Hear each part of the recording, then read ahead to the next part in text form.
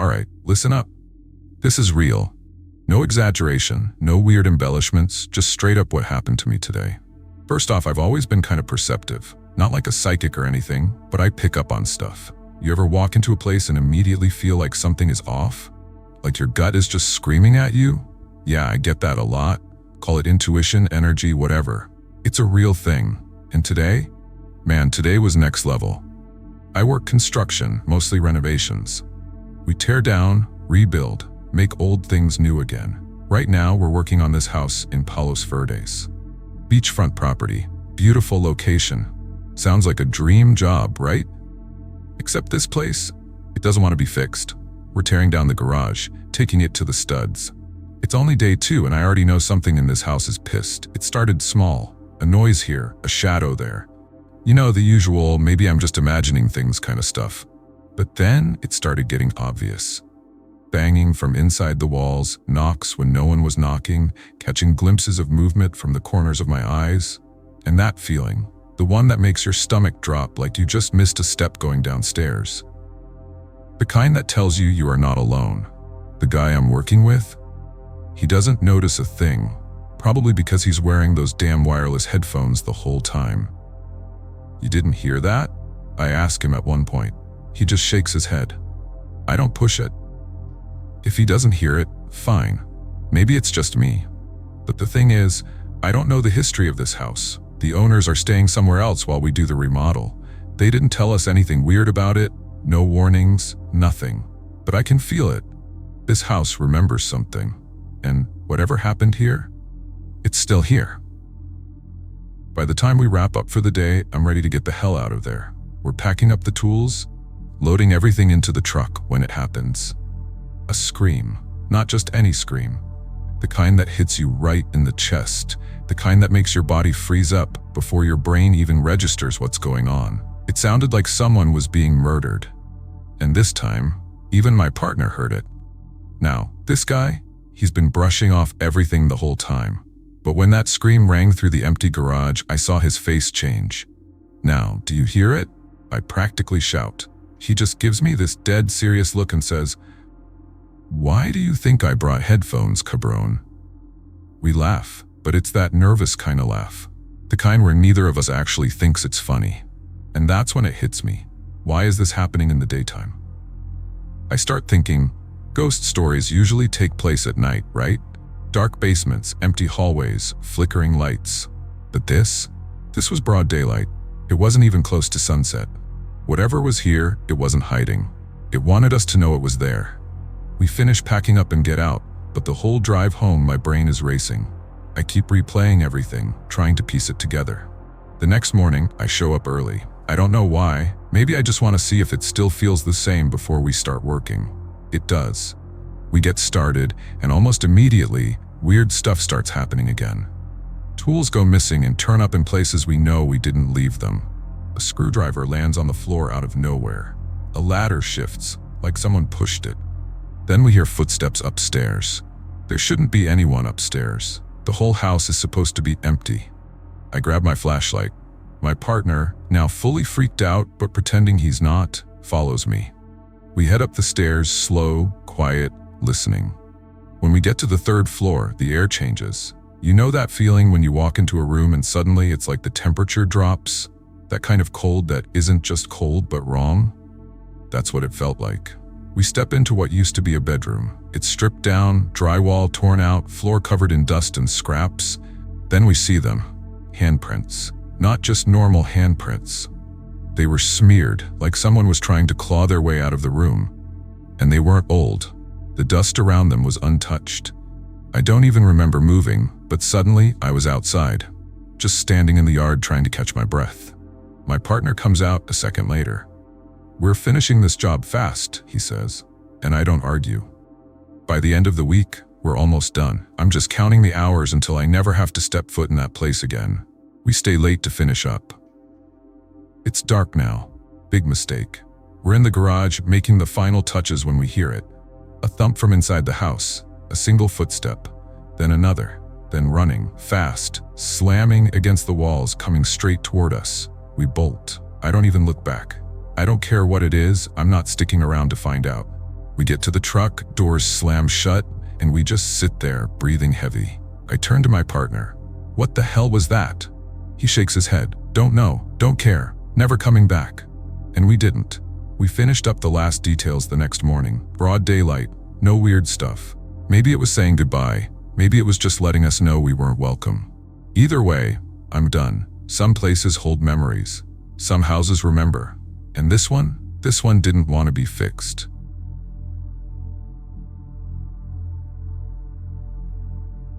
Growing up, my family was a little different. Not in a bad way, just different. My mom was a single parent raising 6 kids on her own, 5 girls and 1 boy. I was the youngest, Brandy. Small for my age, always had been. People used to look at me like I was fragile, like I needed protecting. But in our family, we didn't get that luxury. Mom understood us in a way most parents wouldn't. She knew we experienced things most people ignored or refused to believe in. She never called us crazy, never told us we were making things up. She just gave us one rule: don't talk about it. She always said, people don't like what they can't understand. And she was right. Back then, we were living in a downstairs duplex on Alexandria Street in Hollywood, California. Right across the street lived this old woman, mean as hell. Her windows were blacked out, she never turned on a single light, and she would sit in the shadows, watching. She'd yell at kids who rode their bikes past her house, scream at anyone who got too close. If a ball landed in her driveway, she'd pop it with a knife and laugh. I tried to be nice to her once. That was a mistake. She had a soul so heavy with something dark that you could feel it just standing near her. Then one day, Mom sat us all down and told us we had to move. The landlord was getting a divorce and wanted the place back. We didn't have the money for a big move, but Mom told us to trust her, so we did. Every night we piled into our big, yellow, wood-paneled station wagon, searching for a new home. In those days, a lot of houses were left unlocked, so we'd just walk in, look around. If a door was locked, my brother would boost me up through a window so I could let everyone in. Looking back, that was definitely illegal, but hey, we were desperate. Mom had a rule: if a house felt wrong, we weren't staying. My brother and I could sense things, yet pick up on bad energy. If either of us said no, that was it. We moved on. But it was hard to find something big enough for all of us that Mom could actually afford. Then one day, I came home from school and saw our things being moved across the street, into the house where the old woman lived in the back. Mom was excited, said she got a great deal. It was a 2-story house with wood floors, a big wraparound porch, plenty of space. I asked her why she didn't let me check it first, and she just smiled, told me we didn't have the luxury of being picky. I could check it now, she said. If anything was wrong, I could tell her. I felt important, like it was my job to make sure this place was safe. So I started exploring. The kitchen was big, the dining room was fancy. Then I saw the staircase. It was strange. The bottom had a door, like someone wanted to be able to lock it off from the rest of the house. It went up 4 steps to a landing, turned to the right, then continued all the way up. I climbed slowly, counting each step, reaching the top. And then something grabbed me. Cold hands, 3 of them, one after the other, wrapping around my throat. I tried to scream, but nothing came out. My breath caught in my chest as the grip tightened, squeezing the air out of my lungs. I felt my back arch, my body being pulled backward toward the stairs. My toes barely scraped the edge of the step as I teetered there, frozen in place, my vision blurring. I felt electricity surging through me, waves of static running down my arms and legs. My breath came out in small, white puffs. I knew I was about to fall, or be thrown. Then, just as the black edges of unconsciousness started creeping in, I heard a voice, not out loud, but inside my head. You are strong. You have faith. A glowing white light flashed in my mind, and somehow I gasped out a single word, Om. The grip loosened, just enough for me to break free. I collapsed onto the floor, scrambling to my feet and running down the stairs, nearly tripping in my desperation to get away. I found my mother and begged her to leave, told her what had happened. She just shook her head, her face tired and defeated. We had no money, nowhere else to go. It wasn't long before my siblings started experiencing things too. The house didn't want us there. A few weeks later, I lost one of my toys, a little barking dog that walked. I knew exactly where it was. in the basement. The basement was a nightmare. Dark, damp, brick walls that seemed to breathe around you. I hated going down there, but I needed my toy. I didn't want to go alone, so I brought my cat, Frischka. We got halfway down the stairs when the lights snapped off. The basement door slammed shut. I froze. My pulse pounded in my ears. The house was built on stilts, so there were vents that normally let moonlight filter in, but this time, the light wasn't coming through. Something was blocking it. Something moving. A shape.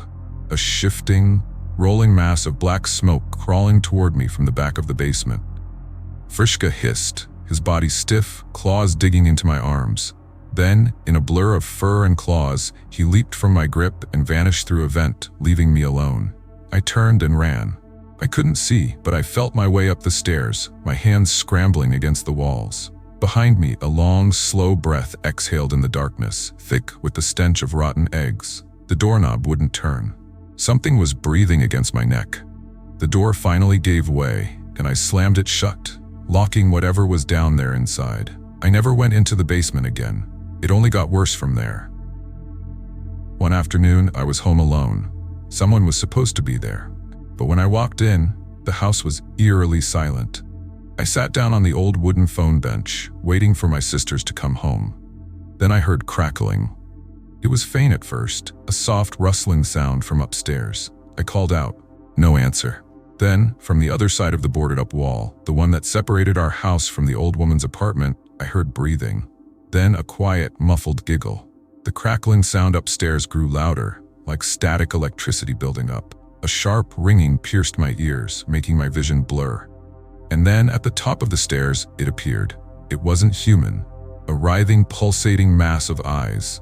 Red and amber, shifting, blinking in and out of existence. It crackled with energy, small sparks of light flashing around its shifting form. It glided down the stairs, coming straight toward me. Behind the boarded-up wall, the laughter turned into a cackle. I didn't think. I just ran. I dropped the phone, bolted out the door, and didn't stop running until I was at my friend's house across the street. That house wanted us gone, and it was only getting started. We spent months in that house, enduring whatever was lurking in the walls, under the floors, and hiding in the corners. We could feel it, sense it, but it was never fully clear what was causing the terror. It wasn't just the house either. It felt like the old lady, the one who lived in the back of the house, was somehow tied to it. She would stare at us through her screen door, her eyes full of malice. Sometimes when we weren't looking, she'd leave creepy little dolls made out of our own trash on her coffee table, with pins stuck into them. One day, I was watering the plants outside when the old lady appeared behind me, almost pressing against my back. Her cold hand grabbed mine as I reached for the hose. When I looked up, her eyes were full of rage, and she screamed in my face, "No water!" I couldn't breathe. She dug her nails into my little hand, and I was terrified. My sister, Charity, saw what was happening and rushed to my side, yelling at her to leave me alone. That was the first time anyone stood up to her. But no matter what we did, we couldn't escape the house. It held on to us, and it seemed like it would never let go. We later learned the truth about the house's history. The man who hung himself on the stairs, the one who shot himself in the closet. And the old lady? She was involved in dark practices. Maybe voodoo, maybe something worse. I don't know what happened to her or what she was really capable of, but I'll never forget what we lived through. The house was never truly cleansed. It stayed with us, haunting our memories long after we left. When my friend moved into his new place in the older part of Roseville, CA, I didn't think much of it. It was a shared house. He moved in with a couple of girls who were dating, and for some reason, he also brought his girlfriend to live there with him almost immediately. The girls had one end of the house near the backyard, and my friend and his girlfriend took a bedroom near the front. There was one extra bedroom in the middle, conjoined to my friend's room through the only bathroom in the house. That's where I ended up staying. The first time he invited me over, I was still at work, closing up at Taco Bell. He told me it'd be a couple of hours before I could get there, and he said, "No problem. We made some edibles, plenty to go around. Come chill." Sounded like a plan. By the time I got there, it was late, around midnight. I knocked, and instead of my friend answering, it was the two girls. They told me he and his girlfriend had immediately passed out after eating their edibles. Not surprising in the slightest. I had made the drive out though, and I brought some weed with me, so the girls let me in. We hung out, played All-Star Battle Royale on PS4 for a while, and when they finally decided to call it a night around 2 a.m., they pointed me toward the guest bedroom. When I first walked in, I noticed the attic door. It was one of those pull-down ones, the kind that sits flush with the ceiling. Something about it instantly gave me the creeps. Half-jokingly, I told one of the girls, "I gotta open this thing once, just to hear what kind of noise it makes. That way, if I hear it in the middle of the night, I'll know when to nope the hell out." I didn't actually expect anything to happen. 15 minutes later, I was getting ready for bed. I bent over, plugging my phone in, setting an alarm, and that's when I heard it. I spun around so fast, I nearly lost my balance. The attic door was open, just a few inches. Just enough to reveal a sliver of absolute darkness. My body froze. Every hair on my arms and neck stood on end. I forced myself to move, to breathe, to close the damn thing. I had to put in more effort than expected, like something was pushing against me, making it harder than it should have been. But eventually, it shut. I climbed into bed, convinced I wasn't getting any sleep, but the mattress was comfortable, much better than the couch, and I told myself I'd be fine. Then I heard movement. At first, I thought it was my friend waking up. I could hear what sounded like yawning, stretching, slow footsteps moving through the living room. I smirked to myself, thinking he probably had cottonmouth and was heading for some water. But then I realized something. There were no footsteps. The voice moved across the living room, but there was no accompanying sound of feet hitting the floor. My stomach twisted into knots. Then the light switch slammed on, not just flicked, slapped, hard. My eyes had been closed, but when I heard that switch flip, I squeezed them shut even harder. I laid there, heart hammering in my chest, artificial light burning through my eyelids.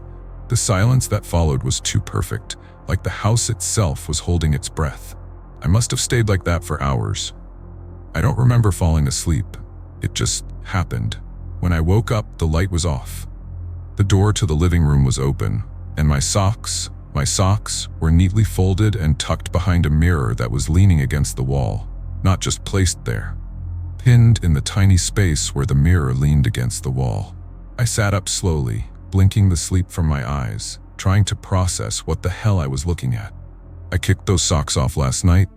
There was no way in hell I folded them. When I finally made my way to the common area, everyone was already awake, talking, making breakfast. My friend was up now too, looking half alive. I sat down and casually decided to bring it up. "Hey guys, quick question. Did anyone go into the bathroom last night through the guest room?" Everyone shook their heads. "Okay. So nobody turned on my light?" Again, a round of, "Nope, nah, not me." "And when you guys woke up, was it still on?" They all exchanged glances before answering. "No, it was off when we woke up." I hesitated, then laughed. "All right, weirdest question of the morning. Did anyone grab my socks and tuck them behind the mirror?" Dead silence. They all stopped what they were doing, just staring at me. For a second, I thought maybe I'd officially lost my mind. But then one of the girls, the one who had let me in the night before, finally spoke. "Wow," she said, shaking her head. "So the house is already messing with you?" That was the moment I knew. It wasn't just me. Something was wrong with this place. Instead of running from it though, I leaned in. I started staying over more often, 4, sometimes 5 nights a week. Partly because my friend was my ride or die, partly because I wanted to know more. The house wanted us to notice it, and I wasn't about to turn away. Things escalated. The attic door didn't just creak open anymore. Sometimes I'd find it fully gaping, like it was waiting for me to look. The bathroom light would turn on and off in the middle of the night, even when I was fully awake to see it. And the footsteps, always those footsteps, moving without sound, like something was walking through the house, but not fully there. The worst night was when I woke up at 3 a.m. to the feeling of something pulling my blanket down. Slowly, inch by inch, dragging it toward the foot of the bed. I yanked it back up. It yanked harder. That was the first time I whispered out loud, "No." And the blanket dropped. The air in the room shifted. A heavy pressure settled over me, like something unseen was crouched near the bed, waiting. I didn't move. I didn't blink.